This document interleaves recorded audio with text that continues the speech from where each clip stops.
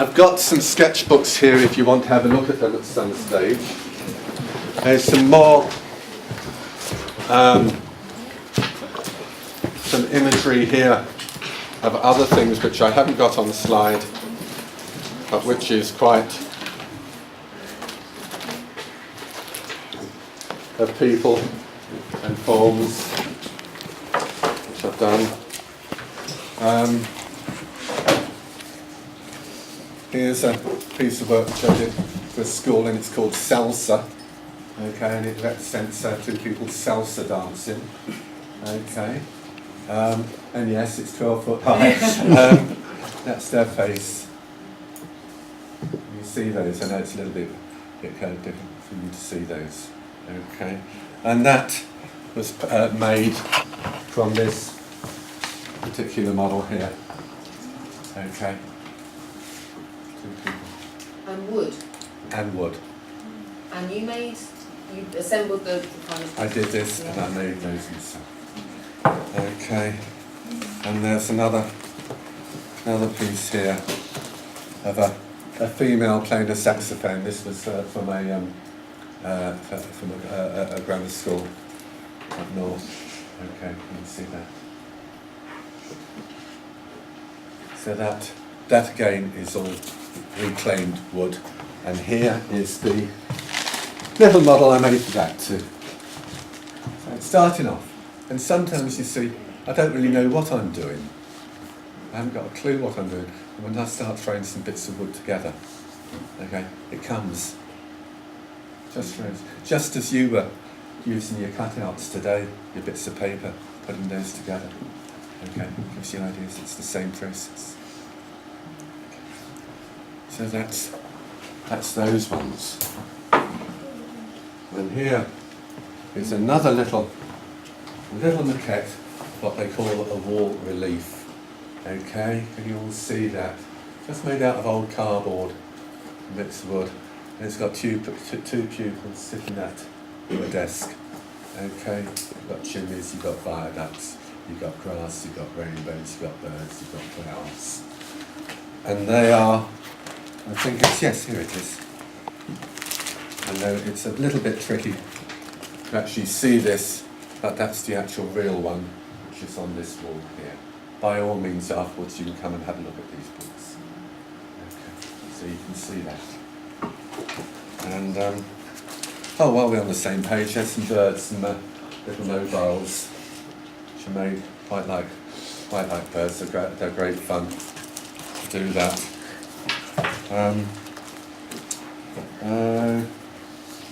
The wall art pieces should be of particular interest to the BTEC students, as that's our next project. The wall pieces? Yeah, we're going to work in light relief. Okay.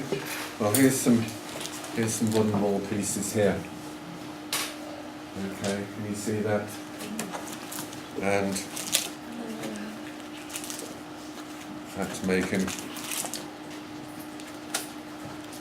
that's the figuring process, making the figure along those lines. But by all means, I'll leave these books with you tonight. We've got some more pieces on here. That's about sport. And this one is obviously about mathematics. Okay, very simple, direct shapes, and all being made in process. Okay. So when you have a project on like that, it's like actually getting an exhibition together, because you're making so many different forms in one go.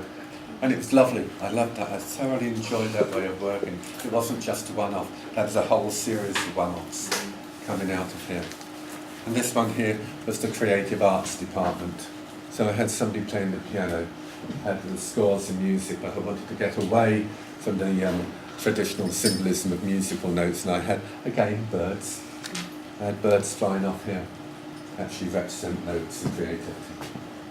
So that was part of my understanding, and that's it on the wall. How do you decide on what materials you're going to use? whatever is there, Neil, really very often. I mean, wood is the most accessible material for me. Number one, if I work in metal, I've got to get sea acetylene, I've got to get this, and I've got to get that. There's a lot of issues involved in that, which I haven't got the resources to use now. Mind you, I do love working in metal. Would I try to apply the same approach by actually just working in shapes, by actually putting shapes together and seeing how it happens? Because I do have an understanding of how wood works, things like that, I can do that. But it's exactly the same approach as I would have with metal. Clay is something different, it's a totally different material.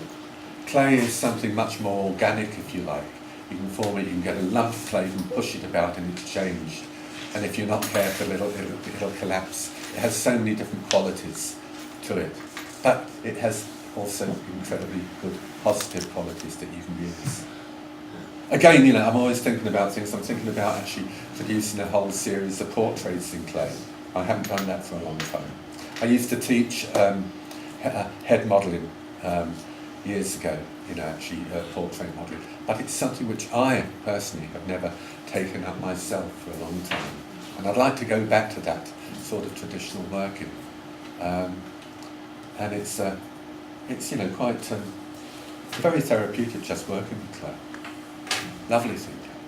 You think of doing anything like that here? We do use a little bit of clay, especially on the life drawing course. Okay, but yeah. it is the air drying clay, and we don't use armatures or anything, so Sure. they're quite sort of Yeah. solid. So you have to go with what you have. Constraints of, you know. I'll tell you another thing which is really good. I've noticed you've got some pieces of some. Are they mod rock? Yeah, in fact, Vicky, who's at the end here, that's one of our sculptures. Really? The ballet dancers. I mean, yeah. you can do some remarkable things with and you can also do some remarkable things with paper mache too. Yeah. A very, very underrated material. But the tissue paper over the withy forms are something lightweight, fairly clean to make. Very good. And I love that. I love that organic shape you've got over there. It's almost like this shell-like quality. It's beautiful. Now, there's so many things which you can do with that. You know, they are very worthwhile materials to work with. They really are. Oh, just briefly, when you're working on a site-specific piece, what sort of health and safety and laws and things do you have to consider? Right. Yeah. So what I'm saying is the first thing is when you're given a commission to actually work outside. Number one, you've got to have a public liability insurance. Okay, that covers you really for anything that might go awry. Secondly, when it comes down to the aesthetics of the piece of work, you have to consider health and safety aspects. If it's going to be climbed on, is anything going to fall off? Is anything going to stick this person in the eye? I know they shouldn't have been climbing on it, but that's not the point. You know, you still have to consider this. The material has got to be robust enough to stand wear and tear and any vandalism. Okay, so if, for example, I was asked to make a piece of work to go in George Street in Croydon. I'm not going to make it in wood. No, I'm not going to make it in anything, you know, that's going to be easily damaged. It would have to be in something so robust that it's going to stand. That's why you do see lots of bronze, steel sculptures around. Okay, so you have to consider all of this, and if it's in stone or if it's in any robust material, you've got to have a kind of a surface on it that it can be wiped down in case it's sprayed for vandalism and things like that. If anybody wants to do graffiti on it, then that's the bronze over at Hoylake, you know, the lifeboat man. The actual plinth there, that had to be sealed with a proper coating in case somebody turned around and sprayed it. Stuff like that. So there's only so much you can do. But you have to be creative, you have to use your creativity to get all over this. It would be lovely to put paper mache works of art in the middle of the street and things like that, but they wouldn't last 5 minutes, let's be fair. In terms of when you sculpt and you've got, say, for example, the Car Shorten, sorry, the Coulston piece, and you've got a 12-foot piece of steel, I take it obviously you don't pay for that yourself. You don't pay for that yourself. How do you work out your money? How do you work out? You do. No, you do. You do pay for that. You know, I am given a job lot of money. Out of that money, I have to calculate, get a costing of how much a piece is going to cost, right? How much this is going to cost, how much money I'm going to have left over with my time, you know, coming down here talking to you, with my rail fares, with my accommodation, all that. You've got to be fairly business. I'm a useless business person, you know. My wife will tell you that. And but you know, I mean, I do some, you know, I can do the basics and work out if something's going to cost more than what I'm given, then unfortunately I'm not going to be able to do that. You know, so you do have to be fairly, you know, fairly common sense regarding on how much things are going to cost and and how you manage it. I mean, the engineers, I'm going to have to pay the engineers a certain fee to produce the work. I've also got to pay the transportation people a certain fee to bring the work down. Okay, and then of course it's my time on top of it for the design fee and everything that goes with it. So very often, you know, when you see adverts of pieces of work coming to 70,000 or anything like that, don't you, for the life of you, think that all goes to the artist by any stretch of the imagination. It might be only a quarter or 1/3 of that might go to the artist.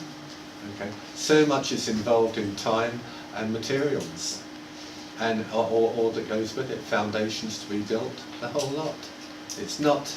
It's, you know, you're not that rich, put it like that. But you do it because you love it.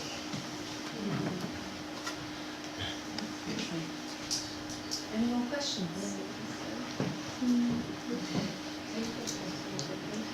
Well, tomorrow you've got a very exciting morning where you do start working in 3 dimensions. So the ideas that you've generated this morning through your collages are going to be developed further tomorrow with Paul, and I think you're all going to have a fantastic body of work from these 2 days. So I'll say, as I did right at the beginning of this afternoon's session, Year 12, we expect you to come in tomorrow and work with Paul again on that work.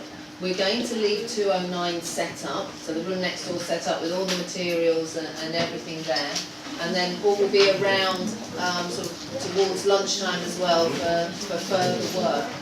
But folks, can you please join me in showing your appreciation to Paul for all the hard work this morning, but also for a fantastic talk about his life and how he's got to the point that he's at now with his artwork. You know, it's been incredibly informative.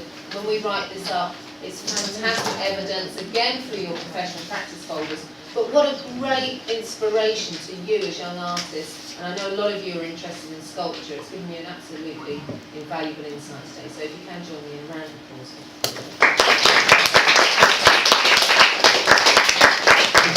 Thanks very much. I'd like to say, I noticed that, you know, throughout my talk, and I do notice people, a lot of you have been doodling. Fantastic. Save these doodles. They are most important. This is creativity. Okay? Nothing wrong with doodling. Okay? Sometimes I have to go to meetings and things like that at my college, and my notebooks are full of doodles. That's fine, you know, but cherish them. They're yours. Yeah. You weren't expecting that, were you?